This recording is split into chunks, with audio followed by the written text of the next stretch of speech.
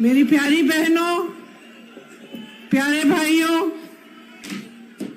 सब भैया बहनी, दीदी दाई, मल्ला, जय जोहार, नमस्कार। एक बार मेरे साथ बोलिए, अंगार माता की, भिलाई माता की, छत्तीसगढ़ महतारी जी की, कुमारी शैलजा जी, श्री राजेश तिवारी जी, श्रीमती तारिणी नीलम चंद्राकर जी, श्रीमती अंबिका मारकाम जी, ओंकार साहू जी, सप्तगिरी उल्का जी, शरद लोहाना जी, आप सबका इस मंच पर बहुत बहुत स्वागत। और कांग्रेस के जितने भी पदाधिकारी और कार्यकर्ता गण हैं, उनका भी इस सभा में बहुत बहुत स्वागत। मुझे बहुत सारी बहनें दिख रही हैं, आज धूप भी है, आप काफी इंतजार कर रही हैं, इसके लिए मैं आपकी आभारी हूं। ये महानदी की उपजाऊ धरती है कुरुद, छत्तीसगढ़ की जीवन रेखा है ये नदी। इसकी ही वजह से छत्तीसगढ़ को धान का कटोरा माना जाता है। ये धान की खेती का ही जिला है। आप सबको तो मालूम ही होगा कि धान के लिए जितना आपको छत्तीसगढ़ में मिल रहा है, किसी और प्रदेश में इतना नहीं मिल रहा है। शायद आपने सुना होगा कि जब मोदी जी यहाँ आते हैं तो वो कहते हैं कि वही पैसा भेज रहे हैं इस धान की खरीद के लिए, लेकिन ये सच्चाई नहीं है, क्योंकि पास में उत्तर प्रदेश में जहां भाजपा की सरकार है, वहां आज भी धान 1200-1400 रुपए में खरीदा जा रहा है। और सिर्फ इतना नहीं, लेकिन अगर वाराणसी के किसान से पूछो, और वाराणसी मोदी जी का संसदीय क्षेत्र है, अगर वाराणसी के किसान से पूछो कि तुम्हें कितना मिलता है धान के लिए, तो वो बताएगा कि 1200 से 1400 रुपए मिल रहे हैं। तो ये जो धान के खरीद के पैसे हैं, ये प्रदेश सरकार से ही मिल रहे हैं आपको।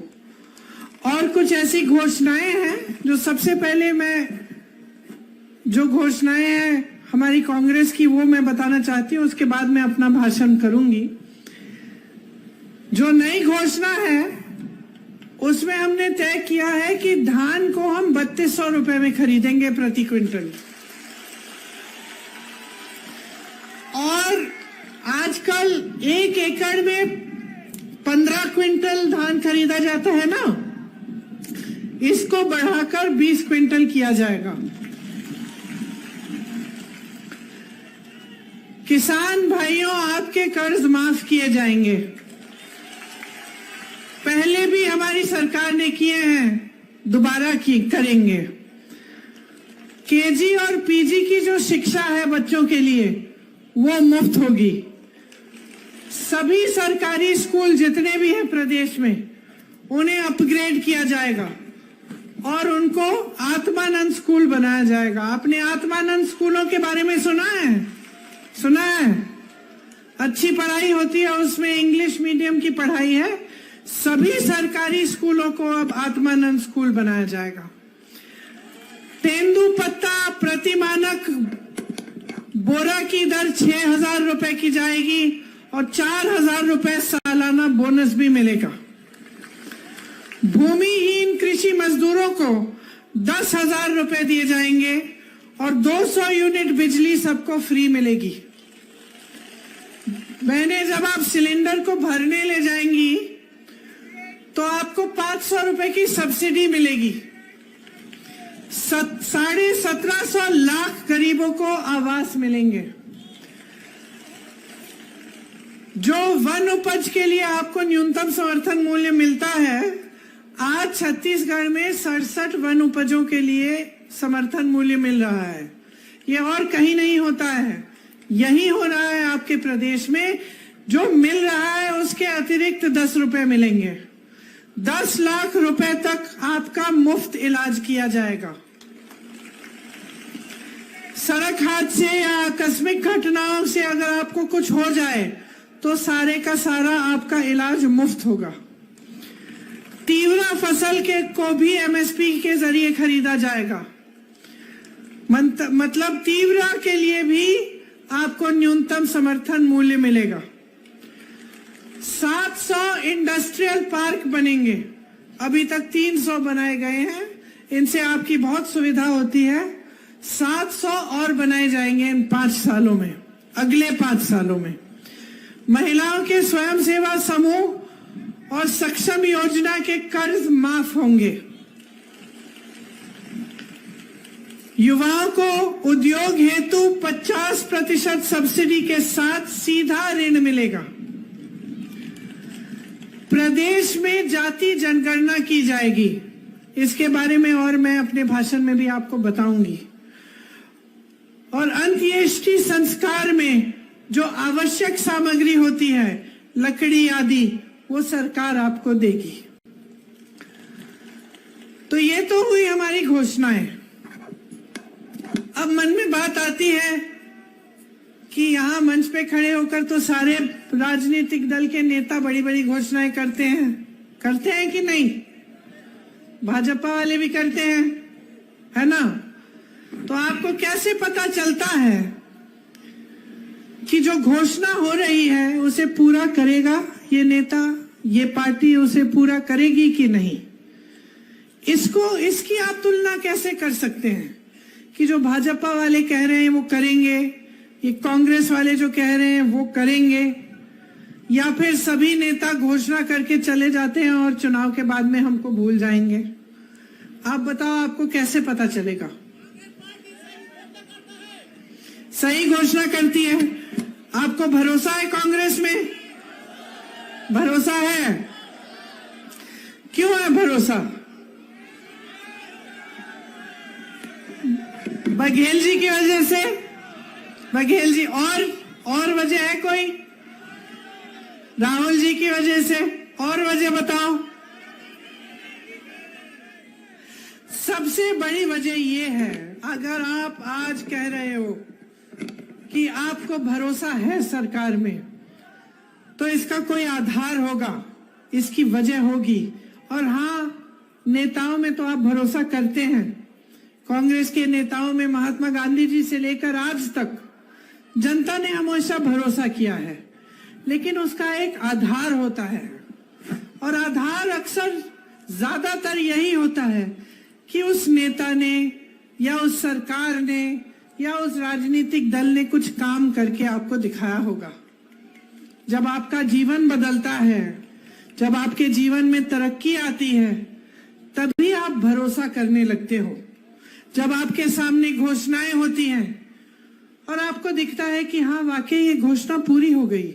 अच्छा, पिछले चुनाव में बघेल जी, राहुल जी ने कहा था कि किसानों के कर्ज माफ किए जाएंगे, और उसके 24 घंटे बाद जब सरकार बनी, 24 घंटे बाद ही कर्ज माफ होने शुरू हो गए। ये बात आपको याद होगी। तो आप मन में सोचते हैं, अच्छा इन्होंने तो पहले करके दिखाया है, अच्छा हमारा जीवन थोड़ा सा बेहतर हो गया है। या आपको लगता है कि आपके जीवन में बहुत संघर्ष है, बहुत मुश्किलें हैं, लेकिन फिर भी सरकार आपकी सहायता करने की कोशिश कर रही है। तभी आप में, आपके दिलों में ये श्रद्धा, भरोसा, ये भावनाएं पैदा होती हैं एक नेता के प्रति और एक राजनीतिक दल के प्रति। तो आज अगर हम यहाँ खड़े होकर कुछ घोषणाएं कर रहे हैं, तो उसके पीछे भी यही बात है कि हम भी आप में भरोसा करते हैं और आप हम में भरोसा करते हैं। अब यहाँ के जो प्रत्याशी हैं, उनमें से एक प्रत्याशी ने कहा कि कांग्रेस पार्टी की विचारधारा जो है उससे जुड़ जाओ। ठीक है, अच्छी बात है। ये विचारधारा क्या है? ये कौन सी विचारधारा है जिससे हम चाहते हैं कि आप जुड़े? इसके बारे में मैं आपको बताना चाहती हूं कि हमारी जो विचारधारा है उसकी नींव स्वतंत्रता के संग्राम में डली, जिसमें आप सबके पुरखों ने भाग लिया। क्योंकि स्वतंत्रता का संग्राम जो था, वो सिर्फ नेताओं ने वो आजादी की लड़ाई नहीं लड़ी, वो पूरी जनता ने लड़ी। आपके जो दादा परदादा हैं, नाना नानियां हैं, वो भी इसमें उन्होंने भाग लिया और वो भी लड़े इस देश की आजादी के लिए। और उनकी विचारधारा क्या थी? सत्य, मतलब सच्चाई होनी चाहिए सामाजिक जीवन में, राजनीतिक जीवन में, देश के जीवन में, जनता के जीवन में सत्य की जगह होनी चाहिए। कोई नेता आपके सामने आकर कुछ झूठ बोल के चले गया, हमारी विचारधारा के मुताबिक ये गलत है। किसी नेता ने ऐसी घोषणा कर दी जो पूरा नहीं करना चाहता, लेकिन कर दी कि भाई चुनाव आ रहा है, ये हमारी विचारधारा के खिलाफ है। किसी दो भाइयों को लड़ा दिया या धर्म के आधार पर, जाति के आधार पर लड़ा दिया जनता को, और उसमें से राजनीतिक फायदा लिया कि भाई देखो इन दोनों धर्मों को लड़ा देंगे तो ये सारा एक धर्म हमारे लिए वोट दे देगा, हम आगे बढ़ जाएंगे, जनता जाए भाड़ में। ये हमारी विचारधारा के एकदम खिलाफ है। हम चाहते हैं कि सब एकजुट हों, कि सब एक साथ आगे बढ़ें, कि लड़ाई फूट, हम समझते हैं देखिए कि लड़ाई फूट फैलाने से नुकसान किसका होता है। आज तक आप बता दो मुझे, कहीं लड़ाई हुई, कहीं झगड़ा हुआ, कहीं दंगा फसाद हुआ और किसी नेता का नुकसान हुआ? बता दो, कोई बता सकता है कोई ऐसा, कभी ऐसा कोई हादसा हुआ जिससे नेता का नुकसान हुआ? नहीं होता बहनों और भाइयों। लड़ाइयों से, झगड़ों से, धर्म के आधार पर, जाति के आधार पर जब फूट होती है, हिंसा होती है, सिर्फ आपका नुकसान होता है। जो सबसे गरीब, उसका सबसे ज्यादा नुकसान। तो ये लड़ाई झगड़ा करना हमारे विचारधारा के खिलाफ है। सबसे बड़ी बात क्या है हमारी विचारधारा में, जो गांधी जी ने कही थी? गांधी जी ने कहा था कि गांव को मजबूत बनाओ, गांव को सशक्त बनाओ, जनता का जो पैसा है, जो जनता की संपत्ति है, वो वापस जनता की जेब में डालो। सबसे बड़ा जो हमारी विचारधारा की जो सबसे बड़ी चीज है वह यही है कि ये देश जनता का है। इस देश को जनता ने आजाद किया, इस देश को जनता ने बनाया। किसान की मेहनत ने, मेरी बहनों की मेहनत ने, मजदूरों की मेहनत ने, छोटे छोटे उद्योगपतियों की मेहनत ने, नौजवानों की मेहनत ने, जो हमारी सेना के जवान हैं जो सरहद पर खड़े होते हैं, इनकी श्रद्धा और इनकी मेहनत से ये देश बनाया गया। इसीलिए हमारी विचारधारा सबसे पहले ये कहती है कि देश में जनता सर्वोपरि है। कोई नेता जनता से बड़ा नहीं है, कोई ऐसा नेता नहीं है जो सर्वज्ञानी है, जिसके हाथों में सारी सत्ता केंद्रित हो। हमारी विचारधारा कहती है कि देश में सबसे ज्यादा शक्ति, सबसे ज्यादा सत्ता और देश की संपत्ति, तीनों देश की जनता के हाथों में होनी चाहिए। तो ये हमारे पार्टी की विचारधारा है। और जब आप कहते हैं इससे जुड़िए, तो इसी की बात कर रहे हैं। और मुझे बहुत गर्व है और खुशी है कि आज छत्तीसगढ़ का जो प्रदेश है वो कांग्रेस पार्टी की सरकार को लाकर इस विचारधारा से इस तरह जुड़ गया है कि इसकी बहुत तेजी से तरक्की होने वाली है। अब कैसे जुड़ा? क्योंकि जितनी भी सरकार की जो नीतियां हैं, प्रदेश की सरकार की, जो भूपेश काका की नीतियां हैं और कांग्रेस पार्टी की नीतियां हैं, वो सब इसी विचारधारा से जुड़ी हैं। और सबकी यही, उसके नीचे यही सोच है, उनका आधार यही है कि आपका पैसा आपके जेब में जाना चाहिए। अब आप कहेंगे भाई कैसे हुआ ये?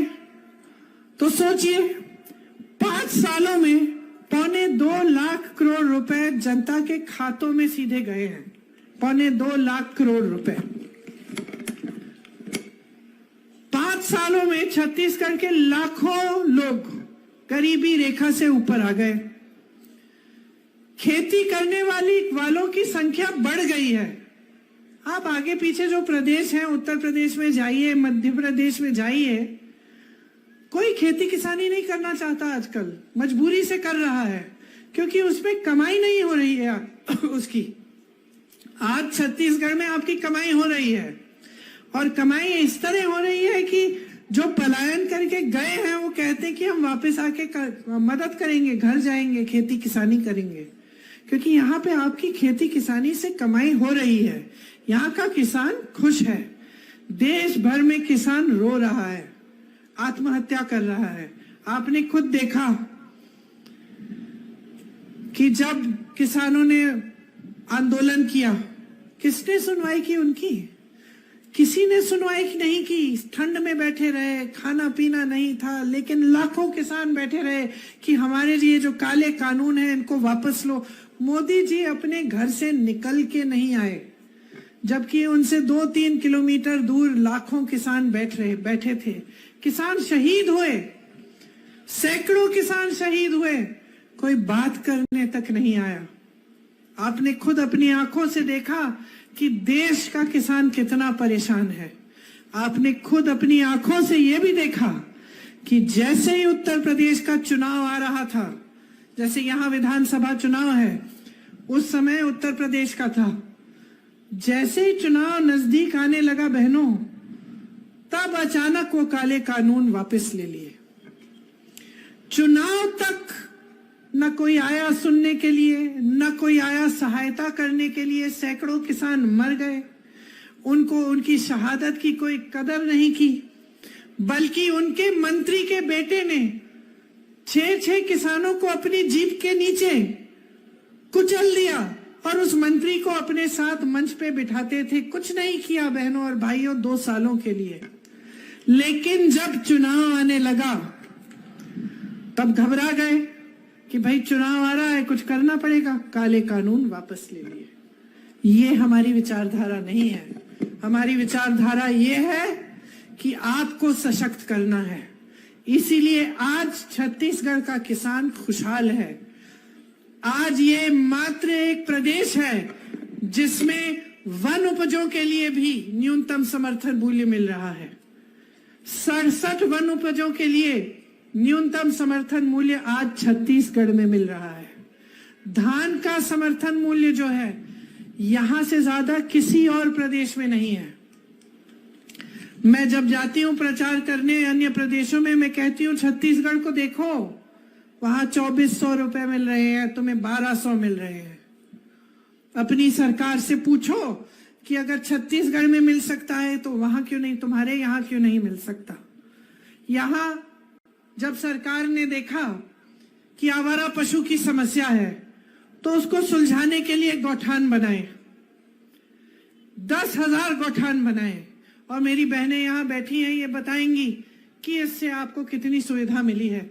मैं ऐसी बहनों से मिली हूं जो लाखों कमा रही हैं, सिर्फ गौठान में जो रोजगार मिला है, जो स्वयं सेवा समूह कर रही हैं, उसमें से गोबर खरीदा जा रहा है।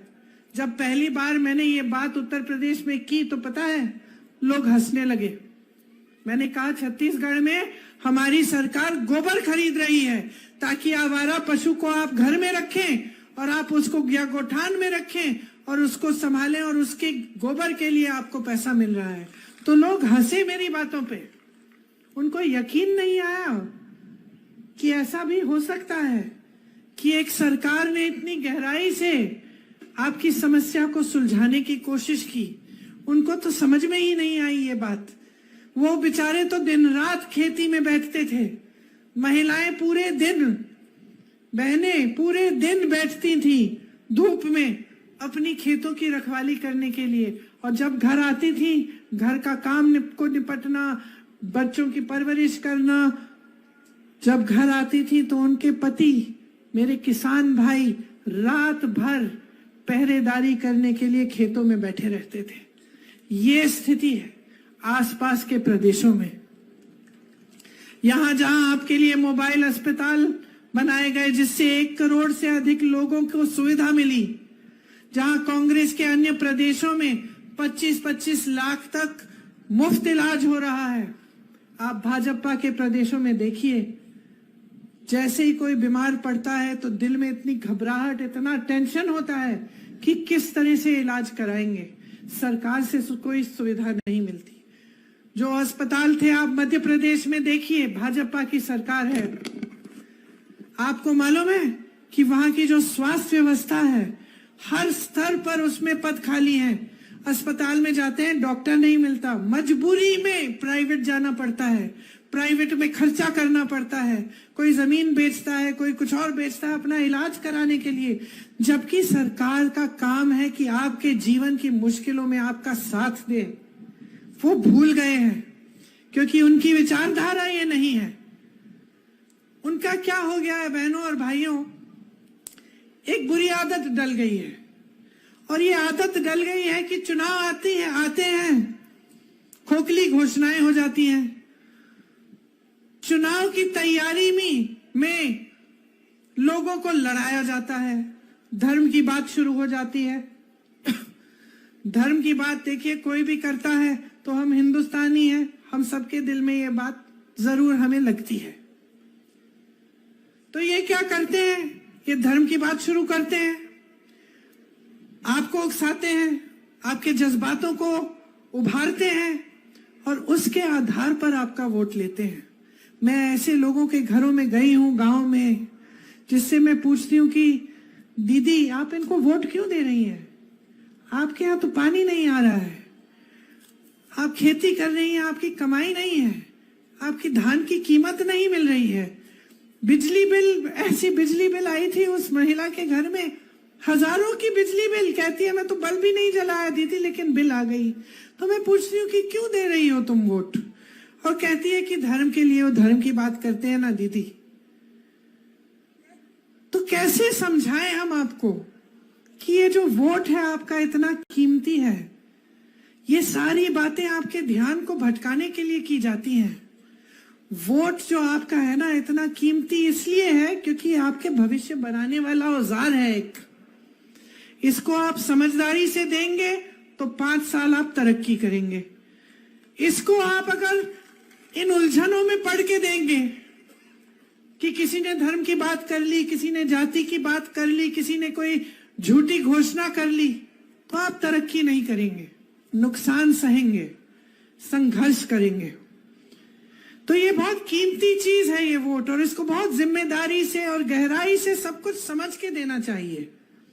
अगर आपको कल लगे कि भाई ये प्रियंका गांधी आई थी, बहुत सारी चीजें बोली, लेकिन हमें जमीन पे तो नहीं दिख रही, भाई ये कह रही है कि ऐसे गोठान थे, ऐसे रोजगार मिल रहे हैं, लेकिन हमें तो नहीं मिला, तो मत दीजिए वोट। मेरे कहने पे, किसी नेता के कहने पे मत दीजिए, आप अपने अनुभव पर दीजिए। ये नौजवान खड़े हैं, आप अपने अनुभव से गहराई से सोच के कि भाई क्या छत्तीसगढ़ का नाम आज अगर देश में पहचाना जा रहा है तो क्या हिंसा के लिए, भ्रष्टाचार के लिए है कि हमारी तरक्की के लिए आज पहचाना जा रहा है? तो आपको लगे कि हाँ, आजकल हम जाते हैं अन्य प्रदेशों में तो लोग कहते हैं कि भाई छत्तीसगढ़ अच्छी जगह है, छत्तीसगढ़ में विकास हो रहा है। तो आप खुद अपने अनुभव से जाने ना कि हाँ, हमारे प्रदेश में कुछ अच्छा काम तो हुआ होगा कि सब अलग अलग प्रदेशों में लोग हमारा नाम विकास से जोड़ रहे हैं, सबसे ज्यादा धान के खरीद के दाम से जोड़ रहे हैं, सबसे कम बेरोजगारी से जोड़ रहे हैं। आज आपको मालूम है छत्तीसगढ़ में सबसे कम बेरोजगारी का दर है। भाजपा के प्रदेशों में इतनी बुरी हालत है कि मैं सोचती हूँ कि किस मुंह से वोट मांगते हैं ये लोग। मध्य प्रदेश में 3-3.5 सालों से इनकी सरकार ने 21 रोजगार दिए हैं। 2100 नहीं, 21,000 नहीं, 21 रोजगार। यहां पे बेरोजगारी का दर पूरे देश में सबसे कम छत्तीसगढ़ में है। आप सोचिए कि किस मुंह से ये वोट मांगने आते हैं। चुनाव आता है, बड़ी बड़ी घोषणाएं। अब एक बड़ी वो महिला आरक्षण बिल ले आए, सारी महिलाएं सोच रही हैं कि हमें आरक्षण मिलेगा, हम आगे बढ़ेंगे, हमारी तरक्की होगी। और मीडिया वाले मेरे दोस्त जो यहाँ खड़े हैं, इन्होंने बड़ी इवेंटबाजी की, खूब पब्लिसिटी की, सबने देखा कि भैया आरक्षण आ गए महिलाओं के लिए, बहुत खुशी फैली देश में। फिर पता चला कि 10 सालों के लिए ये लागू ही नहीं होंगे। ये आरक्षण 10 सालों के लिए तो महिलाओं को दिखेंगे ही नहीं। और जब कांग्रेस पार्टी कहती है कि ओबीसी का उसमें आरक्षण होना चाहिए महिलाओं के लिए भी, तो आप पीछे हटने लगते हैं। जब कांग्रेस पार्टी कहती है कि जातिगत जनगणना होनी चाहिए, तो आप पीछे हटते हैं। अब इतने सालों से तो मोदी जी खुद ही कह रहे हैं कि हम ओबीसी हैं और ओबीसी का विकास हम कराएंगे।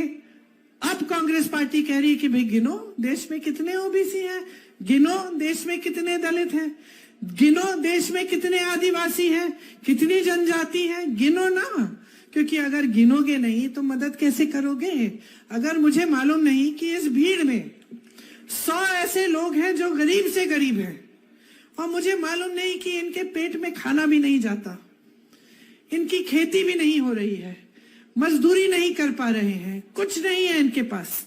मान लो मैं यहाँ आई, इस भीड़ को मैंने देख लिया, मैं कहती हूँ कि मैं इस भीड़ के लिए कुछ करना चाहती हूँ, और मुझे मालूम नहीं है कि इसमें 100 सबसे गरीब हैं जिनके पास कुछ नहीं है, पुश्तों से कुछ नहीं मिला, और मुझे मालूम नहीं है कि इस भीड़ में 200 बढ़ाई बैठे हैं, और इनकी सुविधा के लिए अगर मैं एक ऐसा कार्यक्रम बना लूं, ऐसा स्कीम बना लूं जिससे इनको जो औजार हैं जो इस्तेमाल करते हैं इनमें सुविधा हो जाए, या इनकी कमाई बढ़ जाए, या इनके छोटे छोटे उद्योग ये खुद बना पाए। अगर मुझे मालूम ही नहीं होगा कि इसमें 100 बढ़ाई हैं, 100 गरीब हैं, 100 ऐसे लोग हैं जो बहुत अमीर हैं, तो मैं स्कीम कैसे बनाऊंगी, मैं नीतियां कैसे बनाऊंगी? मैं तो ऐसी बना दूंगी जैसे कि मुझे कुछ पता ही नहीं है कि समाज के किस हिस्से को सबसे ज्यादा जरूरत है या नहीं। फिर प्रतिनिधित्व कैसे होगा? बिहार में गिनती हुई 84% ओबीसी SC ST निकले। अब आप देखिए, बड़ी बड़ी मीडिया की कंपनी है, इनके जो मालिक हैं इनमें से क्या 84% दलित ओबीसी SC ST है? नहीं। फिर आप देखिए, बड़े बड़े विश्वविद्यालय हैं, बड़े बड़े विश्वविद्यालय के जो वाइस चांसलर हैं, क्या इनमें प्रतिनिधित्व है? नहीं। बड़े बड़े डॉक्टर? नहीं। सरकारी बड़ी बड़ी जो अधिकारी हैं, जो सचिव हैं सरकार के? नहीं। तो फिर हम एकता, हम सबकी तरक्की की बात कैसे कर सकते हैं? तो हम कह रहे हैं भाई गिनती करो, गिनती करोगे तो पता चलेगा। भाजपा वाले कह रहे हैं हम सबका विकास करेंगे लेकिन सबकी गिनती नहीं करेंगे।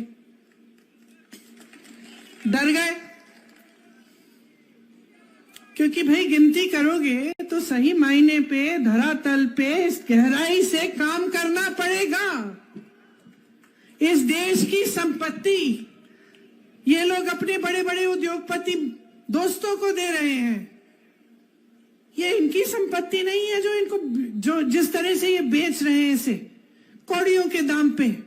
आप जितनी बड़ी बड़ी सरकारी कंपनियां लें, सारों को देखिए, रेलवेज, BHEL, HAL, सबको देखिए, आज किसके हाथों में है? कल तक आपके हाथों में थी। कल तक आप कहते थे हमें इन कंपनियों में नौकरी दिलवाइए क्योंकि हमें सुरक्षा चाहिए, सरकारी जॉब चाहिए। आज किसके हाथों में है बताइए? देश के बंदरगाह, देश के हवाई अड्डे किसके हाथों में है? तो सब कुछ अडानी के हाथों में है। कौन है ये अडानी? कौन है? इस देश का गरीब है, इस देश का किसान है, इस देश का मजदूर है। कौन है और क्या बनाता है? एक जमाने में बड़े बड़े उद्योगपति टाटा बिरला होते थे, अभी भी है, लेकिन एक जमाने में आपको मालूम था कि भाई टाटा ट्रक बनाते हैं, गाड़ियां बनाते हैं, दांत मंजन कौन बनाता है? हम जब दुकान जाते हैं बर्तन कौन बना रहा है? कपड़ा कौन बना रहा है? आप जानते थे कि ये बड़े बड़े उद्योगपति हैं, ये काम करते हैं और ये हमारी सुविधा के काम है। जो बनाते हैं वो चीजें हमारी काम आती हैं। आज बताइए जी, अडानी अंबानी जी क्या बनाते हैं? क्या बनाते हैं? कोई बताएगा क्या बनाते हैं? कोई बताएगा कितने मजदूर काम करते हैं इनके लिए? कितने जॉब देते हैं आपको, कोई बता सकता है? कुछ नहीं, आप बता नहीं सकते। कुछ बनाते नहीं है बहनों और भाइयों, जो आपका था वो ले लिया है, आपके लिए कुछ नहीं बन रहा है। और ये आपकी संपत्ति थी, ये आपकी संपत्ति थी जो आपके जेब में जानी चाहिए थी। ये आपकी संपत्ति है जिसे 8,000 करोड़ का हवाई जहाज प्रधानमंत्री अपने लिए दुनिया भर में घूमने के लिए खरीदता है। 2 खरीदे हैं, 8,000 करोड़ के हवाई जहाज, खुद घूमते हैं पूरी दुनिया में। ये आपकी संपत्ति थी जिसमें से उन्होंने कहा कि एक बड़ा सा हॉल बनेगा दिल्ली में, 27,000 करोड़। 27,000 करोड़, आप सोच भी सकते हैं कितना पैसा है ये। जब मैं यूपी में काम कर रही थी, गन्ने का जो बकाया था 15,000 करोड़ था। किसान आंदोलन कर रहे थे उस समय, मोदी जी की सरकार ने कहा इनके बकाये के लिए पैसे नहीं है हमारे पास। इनके बकाये के लिए पैसे नहीं थे। 16,000 करोड़ का हवाई जहाज खुद खरीद लिया, 20,000 करोड़ का संसद नया बना दिया जो अच्छा खासा 70 सालों से चल रहा था। एक कॉन्फ्रेंस हॉल बनाया दिल्ली में, नाम भूल गई हूं मैं उसका, 27,000 करोड़ उसमें खर्चे। G20 में दुनिया भर के राष्ट्रपति प्रधानमंत्रियों को बुलाया, अपना बड़ा इवेंट किया, अपना मान सम्मान बढ़ाया। ठीक है, देश का भी बढ़ा, अच्छा है, लेकिन इतना खर्चा, इतना खर्चा, हर चीज में हजारों करोड़ रुपए, किसके पैसे हैं? मैं आपसे पूछ रही हूं, किसके पैसे हैं? किसके? अडानी के? किसके? मोदी जी के? फिर किसके? रमन सिंह जी के? नहीं, किसके? आपके पैसे, आपके पैसे हैं ये जो इनकी जेब में जा रहे हैं, आपके पैसे हैं। सतर्क बन जाइए। ये जो कहते हैं ना कि सरकारी कर्मचारियों के लिए पेंशन के पैसे नहीं हैं, इनसे कहिए उन उद्योगपतियों के कर्जे माफ करना बंद करें, किसानों के कर्ज माफ करें और पेंशन दें सबको। हिम्मत है? नहीं है, क्योंकि मेरे भाई सही कहते हैं, आज तो ये खुद ही सरकार नहीं चला रहे हैं, इनकी सरकार भी अडानी जी चला रहे हैं। डरते हैं ये उनसे। हिम्मत नहीं है बहनों और भाइयों, और आपकी संपत्ति छीनी जा रही है। ये भाजपा की जहां जहां सरकारें हैं, गरीब से, किसान से, मजदूर से, मिडिल क्लास से संपत्ति छीन कर बड़े बड़े उद्योगपतियों को मिल रही है। आप ध्यान से इनकी बातों को सुने, आप इनकी घोषणाओं को देखिए, आप इनकी सरकार के कार्यकाल को समझिए, तो यही बात समझ में आएगी। और जब मैं कहती हूं कि छत्तीसगढ़ में कांग्रेस की सरकार ने आपकी संपत्ति वापस आपके जेब में डाली है, तो मैं इसलिए कहती हूं क्योंकि ऐसी स्कीमें बनी हैं जिससे आपके गांव मजबूत हुए हैं, जिससे आपको ग्रामीण रोजगार मिला है, जिससे आपके किसान मजबूत हुए हैं, जिससे मेरी बहनें मजबूत बनी हैं कि गर्व से खड़ी होकर कह सकती हैं मैं 1 लाख रुपए कमाती हूं गोठान में काम करके, कि मेरा स्वयं सेवा समूह 6 लाख रुपए कमाता है। गर्व से खड़ी होती है। आज छत्तीसगढ़ को पूरा देश देखता है। दुनिया भर के जितने भी आदिवासी लोग हैं वो छत्तीसगढ़ की ओर देखते हैं। आज बस्तर का नाम हिंसा से नहीं जुड़ा, आज बस्तर का नाम मिलेट से जुड़ गया है, रागी से जुड़ गया है। ये रागी दुनिया की बड़ी बड़ी दुकानों में बिक रही है, मेरे घर में मैं खाती हूं आपकी उगाई हुई रागी। क्योंकि छत्तीसगढ़ में, बस्तर में समस्या थी, सरकार ने कहा हम इसको सशक्त बनाएंगे, बस्तर के लोगों को सशक्त बनाएंगे। सबसे बड़ा मिलेट प्रोसेसिंग का प्लांट लगा दिया। आज जो आपकी उपज है, मिलेट, कोदा, ये सब दुनिया भर में बिक रही है। अच्छी पैकेजिंग हो रही है, अच्छी मार्केटिंग हो रही है। देश भर आपकी तरफ, देश भर से नौजवान आपकी तरफ देखता है कि छत्तीसगढ़ में बेरोजगारी कम है। आंगनबाड़ी की जो महिलाएं हैं उनका मानदेय बढ़ाया, दाई दीदी क्लिनिक शुरू कराई, सरकारी कॉलेज में लड़कियों को स्नातक तक मुफ्त शिक्षा दिलवाई, स्वामी आत्मानंद स्कूलों में 50% महिलाओं को आरक्षण दिया, बेटियों की शादी के लिए पैसे दिए। ये किसके पैसे हैं? ये किसके पैसे हैं जो आपको मिल रहे हैं? आपके पैसे हैं, ये आपका हक है, आपका अधिकार है। इसलिए कांग्रेस आपके हक और आपके अधिकार को पहचान के ये पैसे आपको लौटा रही है।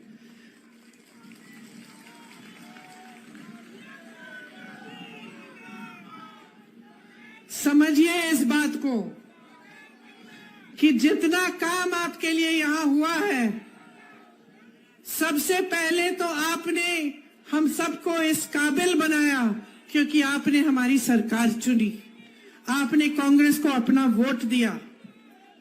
कांग्रेस की सही विचारधारा है आपको मजबूत बनाने की, आपको रोजगार दिलवाने की, आपको बढ़ती हुई महंगाई से बचाने की। इसीलिए आपके लिए काम हुआ। बाकी प्रदेशों में लोग जूझ रहे हैं महंगाई से। दिवाली आने वाली है, लोग बनाना चाहते हैं, घर में मेहमान आएंगे, मेहमानों के लिए खाना पकाना पड़ेगा, मेहमानों को अच्छा घर साफ सुथरा बनाकर दिखाना पड़ेगा, लिपाई पुताई करनी पड़ेगी, धनतेरस पे कुछ खरीदना पड़ेगा। आज देश भर में ये समस्या बन गई है, त्योहार नहीं, ये समस्या बन गई है कि अरे दिवाली आ रही है, हम क्या करेंगे, महंगाई इतनी है, हम कैसे दुकान कैसे जाएंगे, कैसे खरीदेंगे, कैसे तैयारी करेंगे। ये समस्या बन गई है क्योंकि केंद्र की सरकार ने महंगाई को इस कदर बढ़ने दिया है और कुछ किया नहीं है उसको रोकने के लिए। और ये ऐसे है कि जब चुनाव आता है तो घोषणा करते हैं कि सिलेंडर कम का मिलेगा। क्यों भाई, 5 सालों से क्या महंगाई नहीं थी? 1200 का सिलेंडर मिल रहा है अन्य प्रदेशों में, यहां पे भी मिल रहा था 1200 का। अब चुनाव आ रहे हैं तो सब जगह घोषणा कर रहे हैं कि भाई 400 में ले लो, 500 में ले लो। क्यों भाई, 1200 में कौन दे रहा था? कोई और भी दे रहा था, तुम ही तो दे रहे थे 1200 में। तुम्ही ने महिलाओं के लिए कुछ नहीं किया। अब चुनाव आ रहा है, कह रहे हो कि महिलाओं के लिए हम पैसे डालेंगे हर महीने। कमाल है, बेवकूफ समझ रखा है जनता को।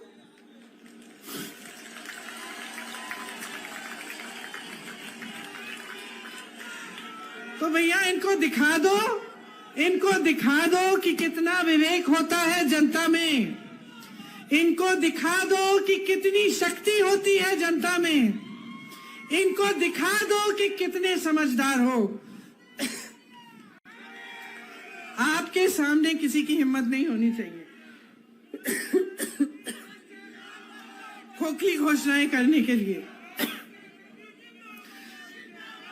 आपने हमेशा सही निर्णय लिया है।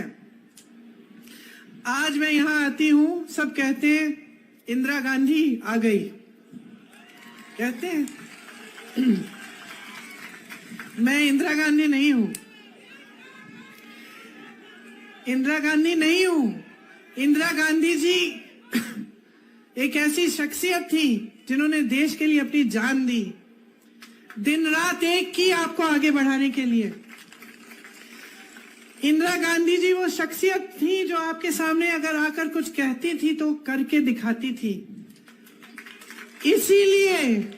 इसीलिए उनकी मृत्यु के 30 साल से ज्यादा, शायद 40 साल गुजरने वाले हैं, लेकिन आज भी आप उनको याद करते हैं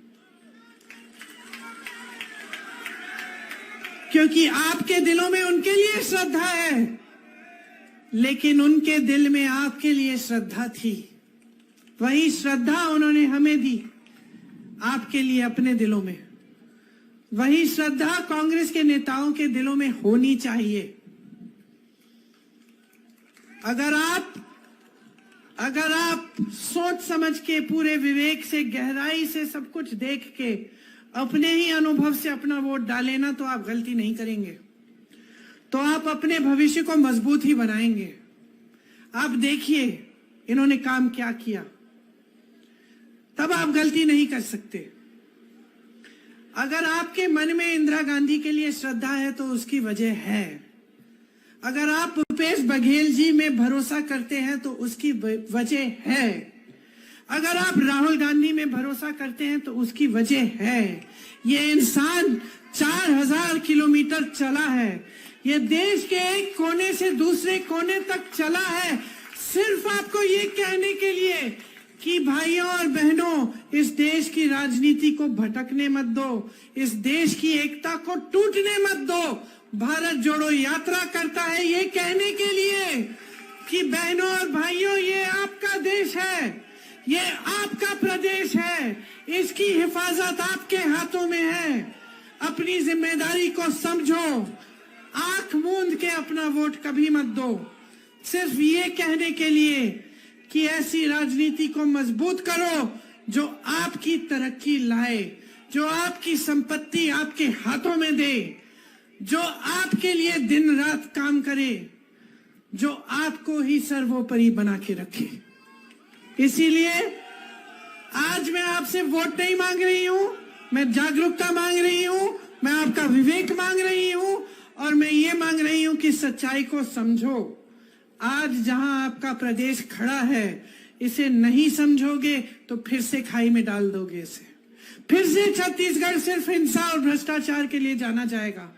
लेकिन आज वो मौका है कि 5 साल आगे हैं तुम्हारे, 5 सालों में बच्चों का भविष्य मजबूत बनाओ, बहनों का भविष्य मजबूत बनाओ, किसान को खुशहाल रखो, नौजवानों को रोजगार दिलवाओ और अपने प्रदेश का मान सम्मान बढ़ाते चले जाओ। आप सबको बहुत बहुत धन्यवाद। कुछ दिनों में दिवाली है, इसके लिए बहुत बहुत शुभकामनाएं। खूब खुशी से मनाना है इस पर्व को और खूब खुश रहना। आपको बहुत बहुत धन्यवाद।